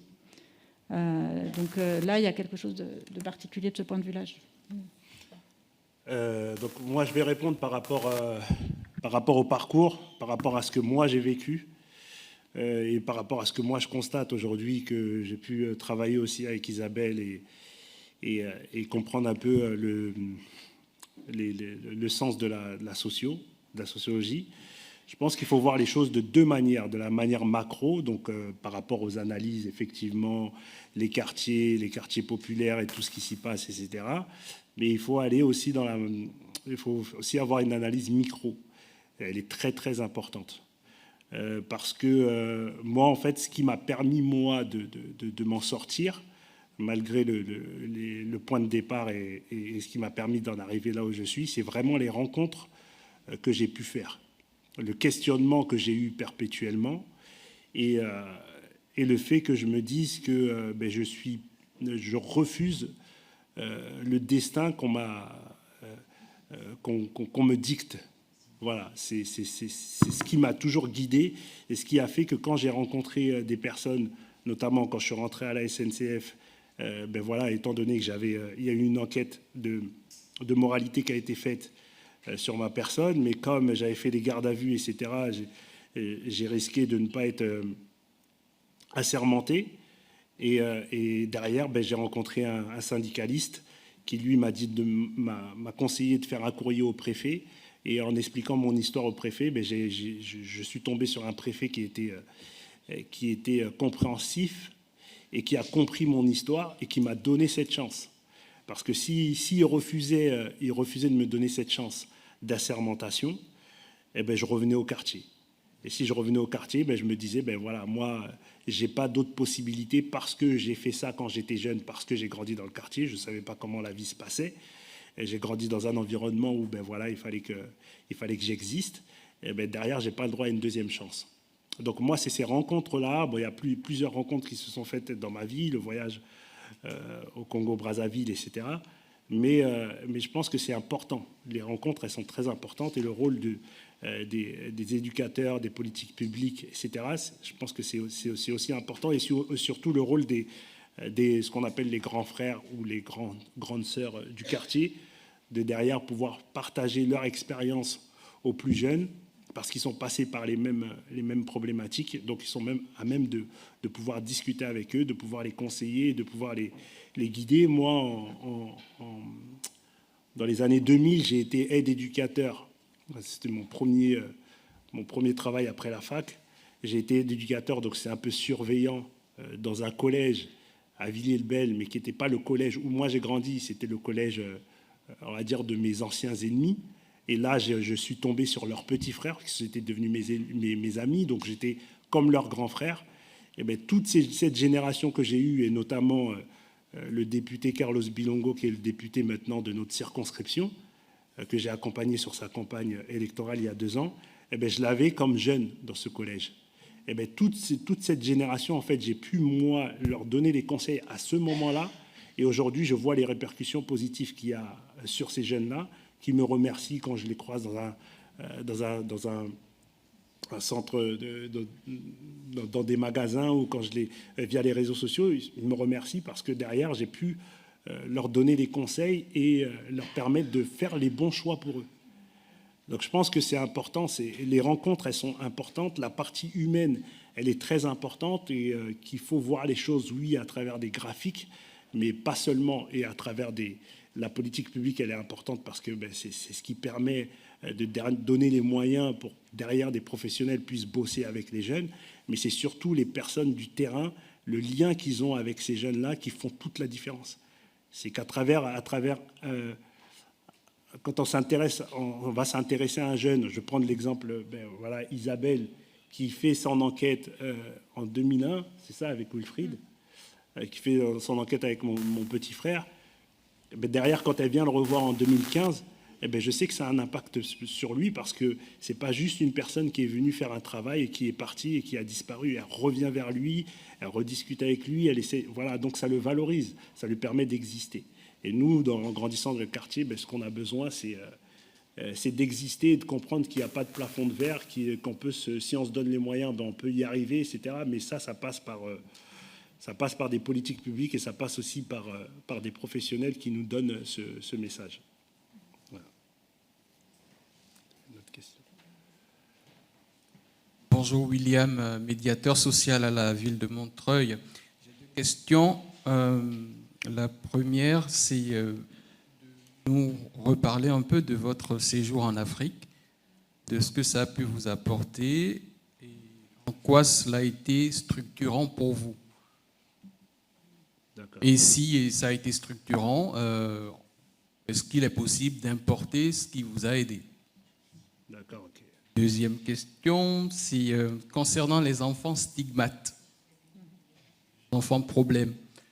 Alors, est-ce qu'il y a des facteurs explicatifs qui sont recensés et est-ce qu'il y a des facteurs de prédictibilité?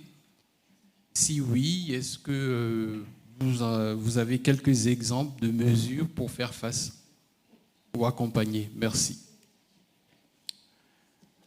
D'accord. Donc, par rapport à mon voyage en Afrique, moi, ce que ça m'a apporté, ça m'a permis de me rendre compte des possibilités que j'avais en étant en France. Parce que, notamment lorsque je discutais avec un voisin qui m'expliquait qu'il ne savait pas s'il allait manger, enfin, on était en matinée, et il ne savait pas s'il allait manger dans la journée, s'il allait avoir un bout de pain pour faire sa journée et dormir. Il ne savait pas si le lendemain, il allait avoir de quoi manger non plus. Donc moi, ce sont des choses qui m'ont permis d'avoir un électrochoc de cette manière-là.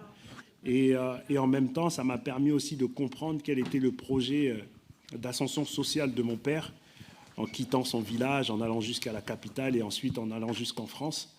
Et moi, ça m'a permis, ce voyage-là, de m'inscrire dans ce projet et d'être dans une continuité du projet familial de mon père. Donc aujourd'hui, avec l'association, nous, on a le projet aussi de prendre des jeunes, de les ramener en Afrique, peut-être un peu la manière dont ça a été fait pour moi, mais un peu différemment, pour qu'ils puissent se rendre compte du terrain et se rendre compte des souffrances que les personnes peuvent vivre sur place, mais ça ne les empêche pas de rester positifs et d'échanger, de partager le peu qu'ils ont avec les autres. Donc je pense que ça peut être une manière de créer des électrochocs auprès des jeunes. Après, on ne peut pas le faire avec tous les jeunes, mais peut-être les jeunes qui sont plus à problème, parce que aujourd'hui, on se rend bien compte que la prison, c'est plus, ça ne permet pas de stopper la délinquance. Aujourd'hui, en prison, on a les téléphones portables, la PlayStation. Voilà, c'est limite une cour de récréation, c'est le prolongement du quartier. Donc, ce n'est pas ça qui va empêcher les jeunes et en plus, c'est là où on se fait les réseaux de délinquance. Donc, je ne pense pas que c'est ça qui va régler les choses. Moi, j'ai des amis d'enfance qui sont partis en prison. Je l'explique dans le livre. À un moment donné, qui sont venus me chercher chez moi. J'étais à la fac, je faisais mes devoirs. Ils ont sonné à la porte. C'est ma mère qui a ouvert la porte. Elle savait que je faisais mes devoirs dans la chambre. Elle a dit que j'étais pas là. Je sais que si j'avais ouvert la porte, je serais parti avec eux. Ils sont partis, ils ont fait un braquage. Ils ont pris 8 et 10 ans. Et il y en a un parmi eux qui, encore aujourd'hui, vient juste de sortir de prison parce que en étant en prison, en faisant 8 ans de prison, il a rencontré d'autres personnes qui l'ont ramené sur de la délinquance encore plus importante. Il est reparti en prison, etc., etc. Donc, je ne pense pas que ce soit la solution. Donc, peut-être que pour moi, c'était une solution. Ça peut être une solution pour les plus jeunes. Et puis, je te laisse répondre pour les enfants à problème. Sur les enfants stigmates dans la famille, je n'ai pas de facteurs explicatifs généraux. Et effectivement, quand le stigmate opère dès la sphère familiale, c'est intéressant de faire une sociologie de la famille très fine, quoi. Mais après, je pense que d'une famille à l'autre, les réponses sont sans doute différentes. Mais alors après, là, la sociologie, elle va peut-être à la frontière avec la psychanalyse. Hein. Mais il y a la question effectivement de la place de l'enfant. Et de la place de l'enfant aussi dans le moment de son arrivée, en fait. Le moment de son arrivée dans la famille, à la fois les conditions de vie à ce moment-là, ou aussi les conditions de la relation au sein de la famille, le couple, enfin voilà, tout ça, ça a des effets sur la place qui lui est faite et qu'on peut lui faire, et le sentiment de la place qu'il a. Et donc je pense que c'est intéressant. Là, on a essayé de le faire assez loin avec la famille, d'essayer de repérer qu'est-ce qui s'est joué au moment de ton arrivée. Toi, tu es le dernier enfant de ta mère, et ta mère ne pouvait plus avoir d'enfant après toi. Ouais. Donc tu as une place particulière. Ouais. Et tu es aussi toi, au niveau de la scolarité, par rapport aux aînés, tu es moins en difficulté sur le plan scolaire parce que tu n'es pas transplanté. En fait, tu arrives, tu es nourrisson. Ouais. Les plus grands, ils sont arrivés, et ça a été un choc. La scolarisation en France, en fait, ils ont subi un déclassement, en fait, scolaire. Donc il y a des choses comme ça, quand on regarde d'une famille à l'autre, on peut comprendre ce qui s'est passé pour chacun. Et Wilfried, à l'inverse, il arrive à un moment, en fait, sa mère, qui est la deuxième épouse, vient juste d'arriver avec cette petite fille et qu'elle a eue au pays. Elle arrive dans une famille où la première fratrie, la première épouse sont mis devant le fait accompli. Donc je pense qu'elle n'est pas forcément très bien accueillie. Enfin, ça doit être compliqué, quoi. Et donc elle arrive avec une petite fille, et immédiatement après, elle tombe enceinte de Wilfried, alors qu'elle vient à peine d'arriver. Donc en fait, on peut bien... Enfin voilà, après c'est de la projection. J'ai pas interviewé les mamans parce que tu souhaitais pas. Enfin si, mais pour le coup, j'ai rencontré la maman de Wilfried après la publication du livre. Mais effectivement, ça a été difficile. Ça n'a pas été facile, cette arrivée. Donc on peut imaginer que si la maman a du mal à trouver sa place, c'est pas facile non plus de faire la place à l'enfant. Enfin voilà, tout ça est compliqué, ce sont des dynamiques familiales. Et donc voilà, on peut faire un peu des hypothèses en ce sens. Et après, le sentiment, voilà, il y a des caractères qui se mettent en place en fonction. Puis après, ces caractères, ils se transposent dans la sphère scolaire. Wilfried, il avait le souvenir que dès l'école maternelle, de toute façon, il se percevait lui-même comme un enfant agité, comme un enfant qui avait besoin de se faire remarquer, qui avait besoin d'exister scolairement et d'exister par son comportement. Enfin, il en parlait pas exactement avec ces mots-là, mais presque ces mots-là. Et qu'effectivement, du coup, ça l'a mis en situation de difficultés scolaires très tôt. Et en même temps, il avait des regrets par rapport à ça. Wilfried, quand il avait fait la formation BAFA, il était très fier. Il avait le sentiment d'avoir presque une deuxième chance, un peu comme s'il retournait à l'école. Il avait affiché sur le mur de son appartement son BAFA, comme un diplôme. Et puis, on en parle un peu dans le livre. Avec sa compagne Sandrine, qui, elle, a un BTS, elle lui faisait faire des dictées parce qu'il était complexé par son orthographe. Et puis après, c'est lui qui s'occupait des devoirs de ses filles. Et il investissait énormément ce rôle-là. Donc, le rapport à l'école, il était ambivalent et il était douloureux. C'est-à-dire qu'il posait problème, mais il aurait aimé probablement trouver sa place à l'école. Enfin, c'était complexe. Donc ça, pour mes facteurs de prédictibilité, voilà, je ne sais pas. Facteurs explicatifs, voilà, on entre un peu dans les histoires. Et mesures pour accompagner. Alors, en psychologie sociale, il y a la notion d'effet Pygmalion. C'est un concept des années 70 qui montre que les performances des élèves ont à voir avec les attentes du maître. C'est-à-dire qu'en fonction de ce qui est projeté. Donc, dans un sens comme dans l'autre. Il y a eu des expériences de psychologie expérimentale qui ont été menées. Donc si le maître voit positivement l'élève, il va avoir des bons résultats. S'il le voit négativement, il faudrait voir dans le détail comment ont été menées ces expériences, mais on parle d'effet Pygmalion. Et moi, ce que j'ai observé, que j'avais trouvé intéressant, alors je ne sais pas si c'est quelque chose qui peut être systématisé, je ne sais pas si ça marche à tous les coups, mais moi j'ai observé des séances de médiation familiale dans des maisons des adolescents, et notamment effectivement avec des jeunes un peu problématiques, à problème, alors parfois repérés dans le champ scolaire. Donc il y avait un travail qui était fait entre l'établissement scolaire, la famille, la maison des adolescents. Dans les lieux où j'ai observé, c'était un psychiatre un peu qui chapeautait le tout. Mais on peut analyser ces moments-là comme des moments, et d'ailleurs les psychiatres aussi travaillent avec en tout cas les psychiatres qui sont un peu nourris pour le coup de psychanalyse, pas forcément tout ce qui est du côté de la biologisation des comportements, mais cette idée que le stigma, il y avait des psychiatres qui hésitaient à prendre en charge ces enfants en maison des adolescents, justement pour ne pas renforcer le stigmate qui pesait sur eux. Donc c'est le terme qu'ils utilisaient, et c'était assez intéressant. Mais en même temps, du coup, dans ces lieux, ce qui se faisait à travers la parole, j'avais le sentiment que c'était de déplacer le regard que les parents eux-mêmes portaient sur leur enfant. Un moment, et il y avait un papa, c'était un papa guinéen par rapport à son fils qui posait beaucoup de problèmes à l'école, qui avait fini par dire, parce que avec un collègue, on l'avait re-rencontré à son domicile après, il avait dit, mais en fait, mon fils, c'est pas un délinquant, c'est un trublion. Et il parlait en termes de crise d'adolescence, donc je pense qu'il avait intégré peut-être les termes qui avaient été utilisés. Et il dit, en fait, s'il fait ça, c'est parce qu'il a besoin d'exister. Donc je pense que... Et alors que le papa, alors pour le coup, il menaçait de renvoyer son fils au bled, mais je ne sais pas si ça aurait été très éducatif, parce qu'il le menaçait vraiment comme une punition. C'était sa solution, quoi. Donc c'est pour ça que le collège avait fait appel à la structure, parce qu'il craignait que le petit soit renvoyé au pays de manière un peu autoritaire. Et voilà. Et donc le papa avait un peu, voilà, je pense, modifié son regard sur l'enfant, et j'ai vu ça aussi dans d'autres dispositifs. Donc peut-être, voilà, je ne sais pas si... Voilà, c'est une suggestion, mais de travailler un peu les relations familiales pour que déjà aussi dans sa famille, la personne soit vue pas que comme l'élément qui fait problème. Juste pour terminer là-dessus, je pense que pour continuer dans l'analyse de Isabelle, je pense qu'on revient souvent sur le problème d'existence. Le problème d'existence, il est très important pour les jeunes de quartier. Donc je pense que ce qui est important, c'est de réussir à rentrer dans l'histoire du jeune de manière individuelle. Et essayer de comprendre quelle est son histoire, quelles sont ses ambitions s'il en a, et quelles sont ses problématiques et comment lui faire confiance. Parce que toutes ces problématiques d'existence, elles sont liées à la confiance. Elles sont liées au fait que quand on ne te fait pas confiance, tu as besoin d'exister. Et quand tu grandis dans un quartier, ton seul moyen d'exister, c'est la violence. Voilà. Tu sais que tu vas exister à travers la violence, tu vas exister à travers l'argent. Et pour pouvoir faire de l'argent, comme on ne sait pas comment on monte une entreprise, eh bien on va aller au plus simple. C'est soit le football, la musique. Et si on n'a pas le talent pour ça, ben ce sera les stupéfiants.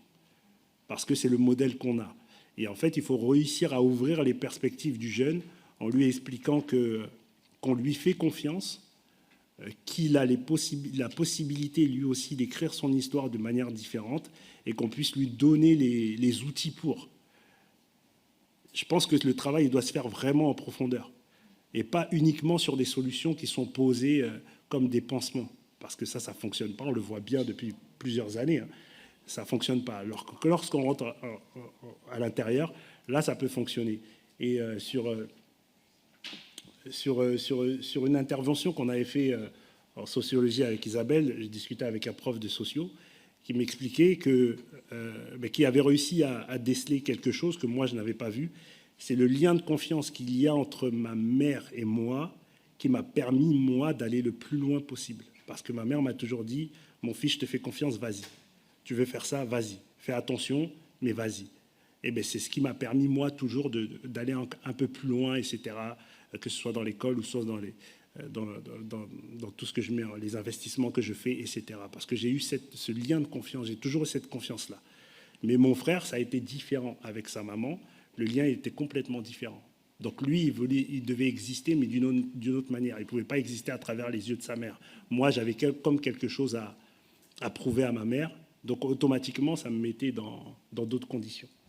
Donc je pense que ça peut être une approche importante aussi. Juste pour rebondir, mais en 2 secondes pour ne pas vous prendre de la parole sur les questions, sur cette notion de se sentir exister. Quand j'avais fait ce travail avec les jeunes au début des années 2000 sur ce qui les attirait dans la rue, pourquoi la rue était si attirante en fait, c'est parce qu'ils se faisaient c'est l'idée de se faire un nom. En fait, donc c'est ça, c'est exister, se faire un nom, être considéré. Et puis après, c'est des liens affectifs qui se tissent et ça remplit aussi affectivement et socialement ce qui se passe dans la rue. Mais c'est autour de cette notion d'existence et du coup, en sociologie, on parle aussi de capital symbolique. C'est ça, c'est la considération, les raisons d'être. Et dans le dernier ouvrage de Pierre Bourdieu, il revient beaucoup sur cette notion, parce moi j'avais pris de son travail, et il dit une des choses les plus inégalement distribuées socialement, c'est le capital symbolique. C'est-à-dire que c'est les raisons d'être et les raisons de vivre. Et je pense que ça touche un peu ces questions-là. On va peut-être commencer à grouper un peu les questions pour en oublier aucune. Juste une petite incise, si vous êtes là, vous suivez nos actualités, mais là, il a été beaucoup question du lien et de la construction du lien de confiance. Et cette question du lien avec deux autres questions qui sont l'espace et le corps, vous la retrouverez lors de nos rencontres qu'on va organiser les 7 et 8 novembre prochains au Campus Condorcet. Donc voilà, c'était un petit teaser, mais c'était pour... voilà, parce que là, ça s'y prêtait. Voilà, je pense que la question du lien et la question de l'écoute qui se pose, pour les sociologues, comment on écoute la parole des personnes directement concernées, elle se pose aussi pour les professionnels de l'accompagnement, et je trouve intéressante qu'on l'amène ici en fait sur les pratiques professionnelles, que ce soit les pratiques professionnelles des sociologues ou les pratiques professionnelles des personnes qui travaillent auprès des jeunes.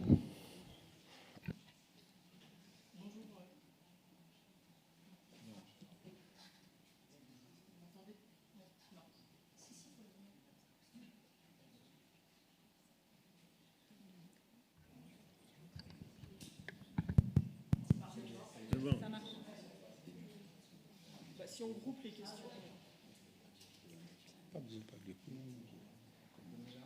On l'entend là.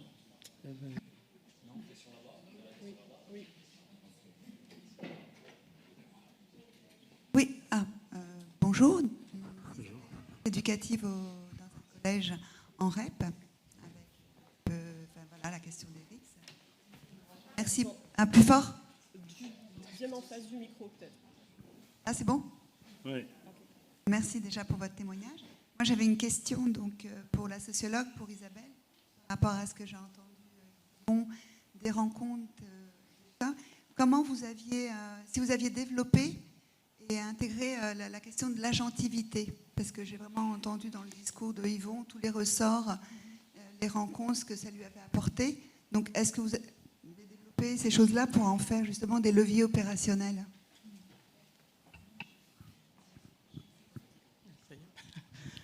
Bonjour, je m'appelle Rora. Moi, je suis une maman, une parent d'élèves. Vous avez dit une chose qui m'a dérangée quand vous avez dit que quand vous êtes revenu d'Afrique et que vous êtes allé en général, en disant que les autres sont allés en voie professionnelle. Donc ça, c'est un schéma de pensée que j'aimerais qu'il change aussi, parce qu'en fait, leur trajectoire de vie aussi aux jeunes, c'est pas déjà de les mettre dans des cases scolairement. Déjà, c'est très compliqué de savoir quel avenir on veut avoir, mais de se trouver un parcours scolaire. Et vous avez montré aussi que aller en général, c'était faire d'autres rencontres qu'on n'aurait pas dans le professionnel. C'est dérangeant en fait d'entendre tout ça, mais c'est ce qui se passe dans la réalité, alors que les voies professionnelles sont tout aussi bien que les voies générales, je me permets de l'ajouter. Ensuite, moi j'ai toujours un truc qui me gêne quand j'en vois jeunes des quartiers populaires, j'ai l'impression déjà qu'on met toujours des étiquettes. Moi j'habitais pas le 93 avant, et là je le ressens. Je sens aussi que les adultes, ils ont peur en fait des jeunes. Alors que les jeunes, ils sont adorables et gentils. Il faut juste s'imposer et leur rappeler que c'est eux, les mineurs, et nous, les adultes. Et j'ai envie juste de terminer sur ces problématiques. Moi, je participe à beaucoup d'ateliers ou de conférences sur la parentalité. Et en fait, qu'on soit dans ces quartiers, pas ces quartiers du Congo, d'Algérie, de Portugal, tout ce que vous voulez, tous les parents ont les mêmes problèmes, en fait, et que ces problématiques, elles sont plus visibles, elles sont mises en avant peut-être par les journalistes, la société, on les met, mais tous les parents ont exactement les mêmes problèmes. On est juste peut-être beaucoup plus stigmatisé quand on vient de quartier, on est plus identifié, on a un visage, voilà. Enfin, juste très vite, moi, il y a quelques années, on m'a dit « C'est bizarre, tu parles très bien le français sans accent ». Bah ouais, j'ai 53 ans et j'ai grandi en France. Ce que je veux dire, on est dans des schémas ancrés. Et les jeunes qui n'ont pas la chance d'avoir ces rencontres, moi je fais du bénévolat, je fais plein de choses, et comme vous dites, il faut leur passer ces messages, il faut leur parler aux jeunes en fait, tout simplement. C'est pas des sauvages. Hein. Ben, oui, ils sont comme tout le monde, on fait tous des âneries, mais changez votre discours s'il vous plaît sur la voie professionnelle et le général, tout est bien. Mais merci en tout cas pour votre intervention. Je vais expliquer rapidement. Alors, c'était pas du tout péjoratif quand je disais professionnel ou général, c'était juste pour expliquer la situation. Effectivement que moi j'ai pu aller en général, mais quand on est en professionnel, on peut rencontrer aussi d'autres milieux sociaux, ce qui s'est passé, mais là je parlais moi de mon histoire, pour que les gens puissent comprendre que j'étais sorti de mon environnement, que je rentrais dans un autre environnement, qu'il fallait que je m'adapte à cet environnement, et que c'était quelque chose qui était possible. Donc c'était pas du tout, je ne fais pas la comparaison entre les deux milieux. Il faut lire le livre, c'est pour ça que c'est important. Ouais, il faut lire le livre, parce que je crois que ce qui est important, c'est la question du choix en fait. C'est ce qui moi m'a marqué en lisant le livre. Ce qui est problématique, c'est quand les orientations elles sont subies, qu'elles ne sont pas choisies par les jeunes.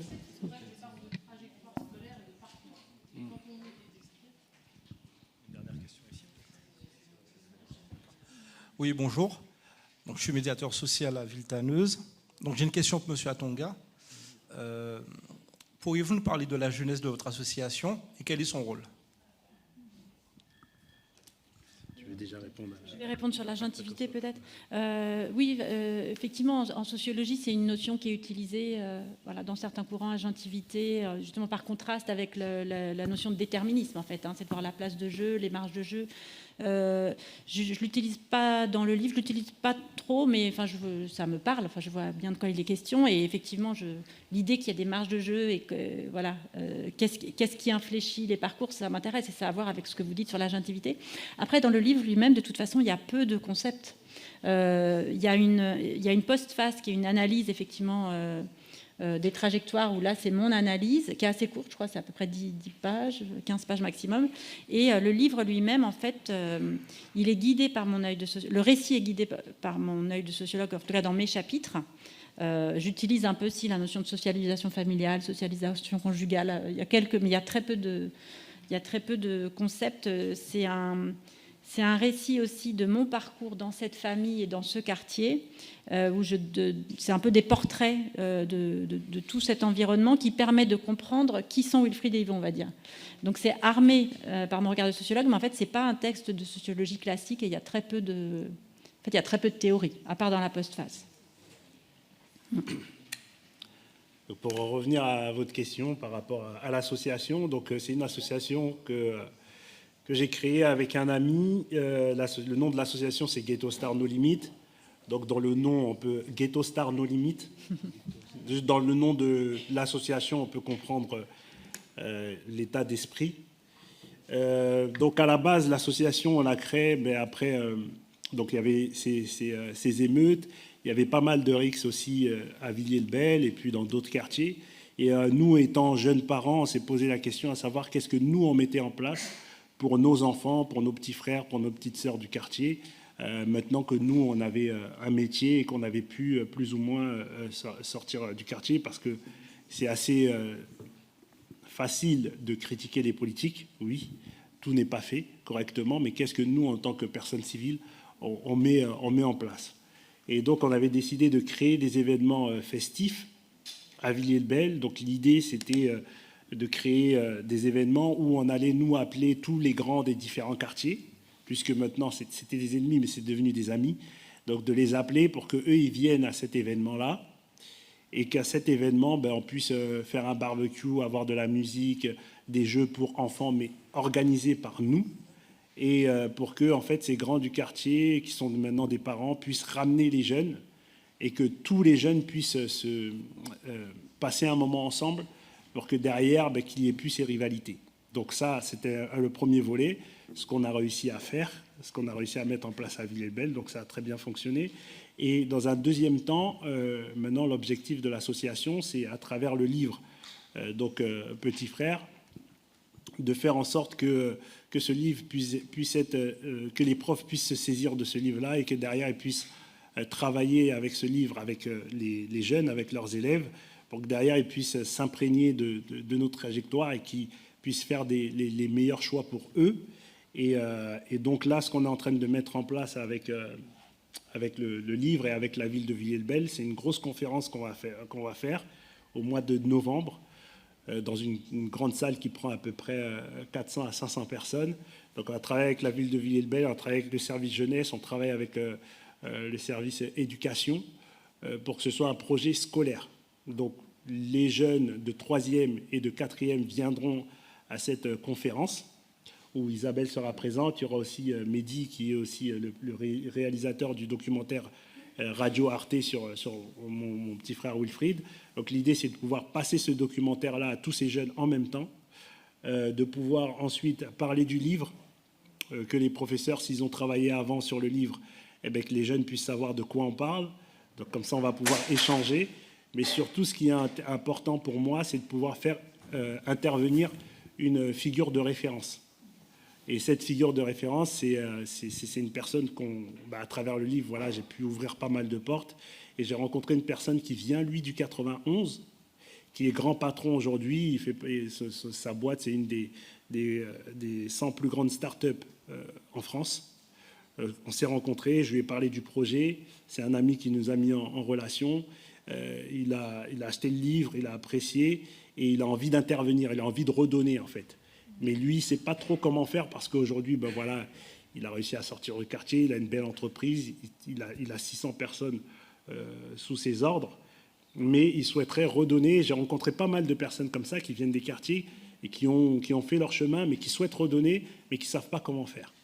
Et donc nous, comme on a le lien avec l'association, avec directement le terrain, on va dire ça comme ça, donc l'idée c'est de faire intervenir cette personne, qu'elle vienne, qu'elle parle de son histoire et que ça puisse inspirer les jeunes de Villiers-le-Bel et qu'ils comprennent que pour eux aussi c'est possible. Et ensuite on va essayer de faire plusieurs conférences comme ça dans plusieurs villes de France pour qu'il y ait un impact important sur les jeunes. Il y a une notion qui était intéressante dans ce travail. Moi, ce qui m'a intéressé dans le travail avec Yvon, c'est cette idée d'essayer d'ouvrir l'espace des possibles. L'espace des possibles, il n'est pas le même pour tout le monde en fonction du point de départ, mais en fonction de... Pour un jeune des quartiers, il n'y a pas comme trajectoire de sortie autre que la délinquance. Il n'y a pas seulement le foot ou le rap, en fait. Et Yvon, il a la SNCF. Dans le livre, il y a un de vos amis d'adolescence qui est instituteur. Il y en a un autre qui vient d'avoir son diplôme d'infirmier. Alors, ils ont eu des parcours houleux à l'adolescence, pourtant. Hein, mais effectivement, moi, je les appelle les vieux jeunes de cité. En fait, on parle des jeunes de cité comme si c'était toujours le même depuis les années 80. Alors en fait, il y en a, ils ont 55 ans maintenant. Mais on n'en parle plus. Et donc, c'est un peu le projet autour du livre, c'est d'ouvrir ça. Et du coup, ce n'est pas que pour les jeunes des quartiers, c'est pour la société dans son ensemble aussi. C'est de déconstruire un peu cette catégorie. Et aussi, quand on dit petit frère, c'est important de le dire, quand on dit petit frère, c'est un peu un nom générique pour parler des jeunes de quartier, mais c'est aussi les petites sœurs. Voilà, c'est important de le préciser.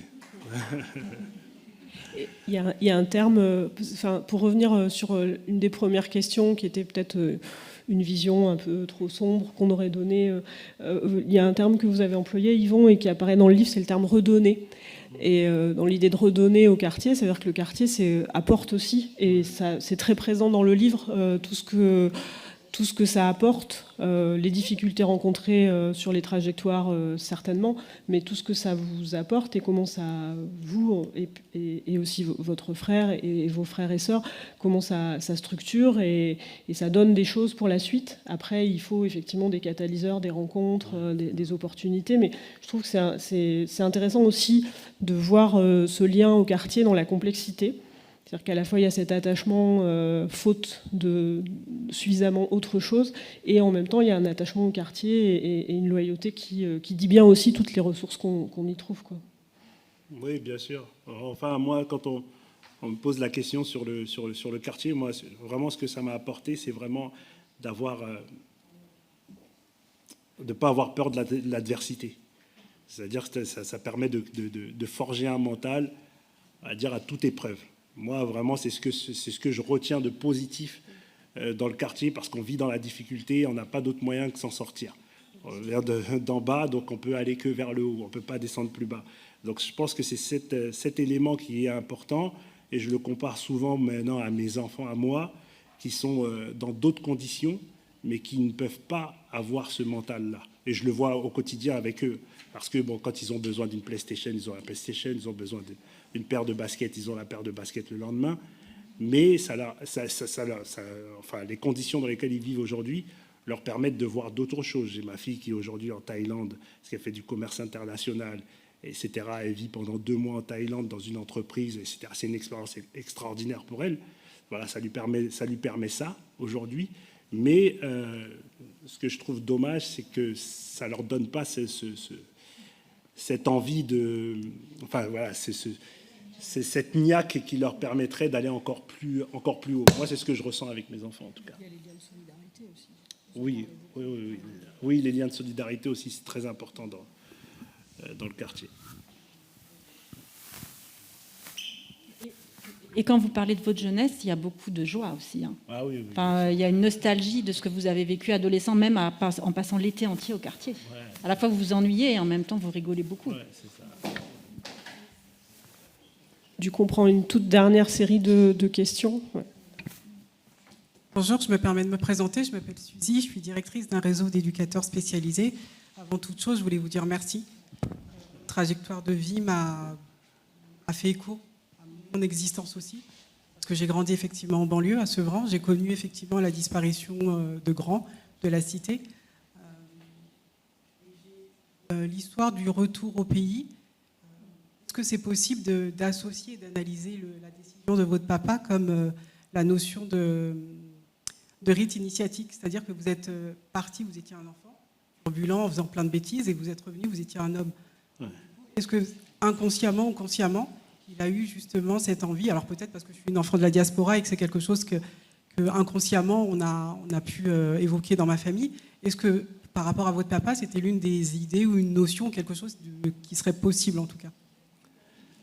Ben alors, enfin, moi, déjà, ouais, c'était le projet de ma maman. C'est ma maman qui a imposé ça.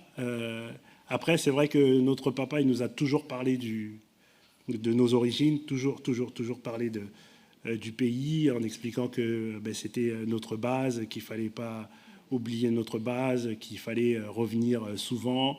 Et d'ailleurs, il a demandé à ce qu'il soit enterré là-bas pour qu'on n'ait pas trop le choix si on veut aller le voir.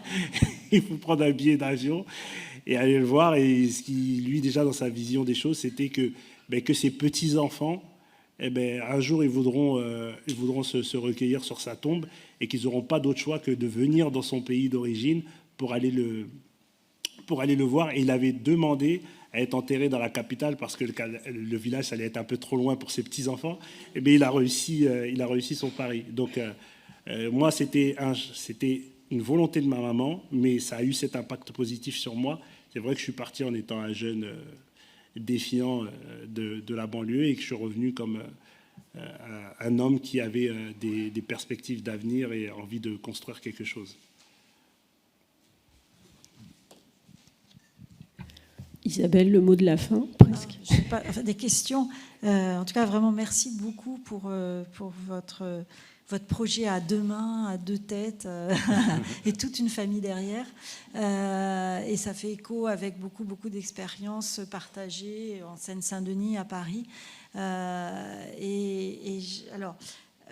vous avez dit combien par rapport justement aux...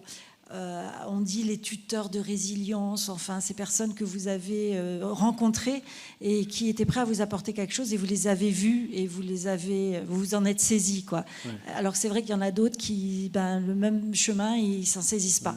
Ouais, et vous en êtes saisis. Et donc, mais combien c'est important aussi de la présence dans la durée. Vous êtes là, présente dans la durée. Les stages, ils duraient 6 mois. Moi, j'ai travaillé longtemps dans le champ de l'insertion en mission locale. Et il y avait des stages, par exemple, en 1992, c'est très, très vieux, parce que, qui étaient des stages qui s'appelaient les stages PAC pour les jeunes les plus éloignés, donc ceux qui ne maîtrisaient pas l'écrit, tout ça. Et ça durait 18 mois. Et ils ont été arrêtés du jour au lendemain parce que ça coûtait trop cher. Sauf qu'ils ont été évalués et ils avaient de très bons résultats. Pourquoi ? Alors, ce n'était pas tant les méthodes éducatives qui étaient importantes, parce que les méthodes étaient très variées. Mais ce qui a valu, c'était que les référents ne changeaient pas pendant 18 mois. Et que pour du coup, ils s'engageaient auprès des mêmes jeunes. Et ça faisait un retour d'investissement qui a porté ses fruits. Bon, ça, c'est juste comme ça.